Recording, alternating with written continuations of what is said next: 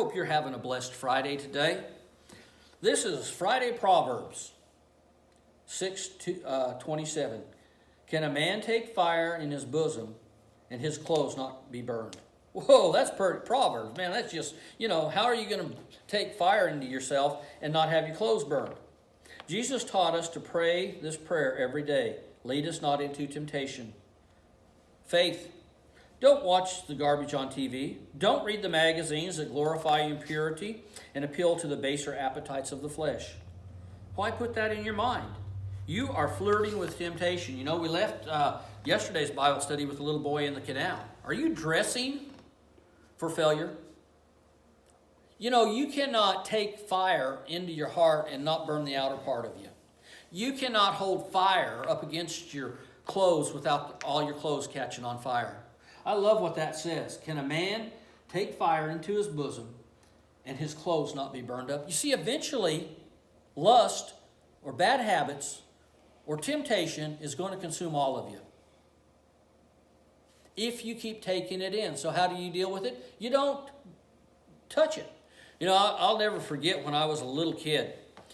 We used to roast marshmallows. We'd go up to Rico and we'd have an open campfire a lot, and we would just sit there and roast marshmallows. And I remember when I was a little kid reaching out and thinking the marshmallow was cool and touching it and it getting on my fingers and continuing to burn because it was like wax. You couldn't get it off, and I'm running around trying to get it off, and man, it just hurting. And I was trying to get it off, and I flipped it on my one of my brothers, and it was burning him, and that was just causing all kinds of problem.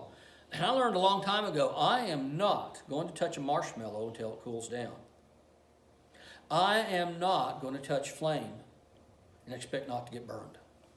And I'm not taking the devil's things into my bosom, the fires of the devil, and not have it consume my whole body with faith. How does faith work? It keeps it out. You keep it at arm's length. You keep it at arm's length. One of the worst things that I ever saw when I was a paramedic was we got a call that there was a little girl that had been burned. And when we pulled up on the scene, there was a little girl that had been covered with antifreeze from a tractor. And what had happened is the tractor had died and it was still hot. And her grandpa opened the radiator before it cooled off, and it spewed out, and she was standing right underneath it, and it got all over her. The saddest thing I had to do was take her when we took her into the emergency room, I had to hold her down while they scraped all that off. Don't play with fire. You say, I can read those dirty magazines, and they don't bother me. If you're a man who enjoys browsing through that kind of material and you say it doesn't bother you, you're either a no man or a superhuman or a superman, or you're a liar. No, you can't put a fire in your bosom and not be burned.